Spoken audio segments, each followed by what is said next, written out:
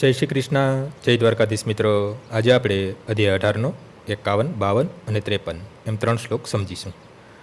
બુદ્ધ્યા વિશુદ્ધ્યા યુક્તો ધૃત્યાત્માનમ નિયમ્ય ચ શબ્દાદિ વિષયા સત્યકત્વા રાગદ્વેષો વિદ્યુષ્ય ચ વિવિક્ત સેવી લદ્વાસી યક્વાક્યા માનસ ધ્યાનયોગ પરાનિત્યમ વૈરાગ્યમ સમુપાશ્રિત અહંકારમ બલમ દર્પ કામમ ક્રોધમ પરિગ્રહમ વિમુચ્ય નિર્મમઃ શાંતો બ્રહ્મભૂયાય કલ્પતે.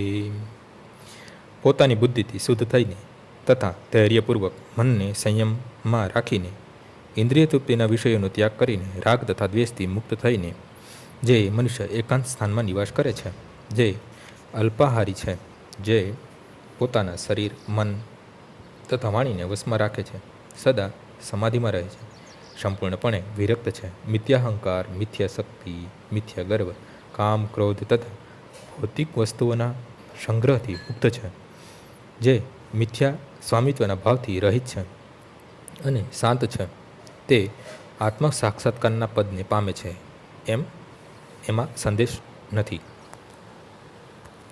જ્યારે મનુષ્ય પોતાની બુદ્ધિથી શુદ્ધ થઈ જાય છે ત્યારે તે પોતાને સાત્વિક ગુણમાં સ્થાપિત કરે છે. આ પ્રમાણે તે મનને સંયમિત કરીને સદા સમાધિમાં રહે છે. તેને ઇન્દ્રિય તૃપ્તિના વિષયોમાં આસક્તિ રહેતી નથી અને તે પોતાના કાર્યમાં રાગ તથા દ્વેષથી રહિત હોય છે. આવો વિરક્ત પુરુષ સ્વભાવે કરીને એકાંત સ્થાનમાં રહેવાનું પસંદ કરે છે, જરૂરથી વધારે ખાતો નથી અને પોતાના શરીર તથા મનની પ્રવૃત્તિ પર નિયંત્રણ રાખે છે. તે મિથ્યા અહંકારથી રહિત હોય છે,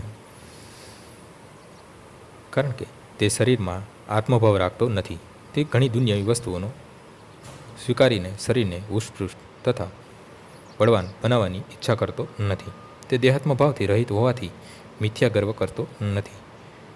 ભગવદ્ કૃપાથી તેને જેટલું પ્રાપ્ત થઈ જાય છે તેટલાથી જ સંતુષ્ટ રહે છે અને ઇન્દ્રિય તૃપ્તિ ન થવાથી ક્યારેય ક્રુદ્ધ થતો નથી અને ઇન્દ્રિય વિષયોની પ્રાપ્તિ માટે પ્રયાસ પણ કરતો નથી. એ રીતે જ્યારે તે મિથ્યા અહંકારથી રહિત થઈ જાય છે ત્યારે તે સર્વ દુનિયાવી વસ્તુઓથી મુક્ત થઈ જાય છે અને એ જ બ્રહ્મના આત્મ સાક્ષાત્કારની અવસ્થા છે. તે બ્રહ્મભૂત અવસ્થા કહેવાય છે.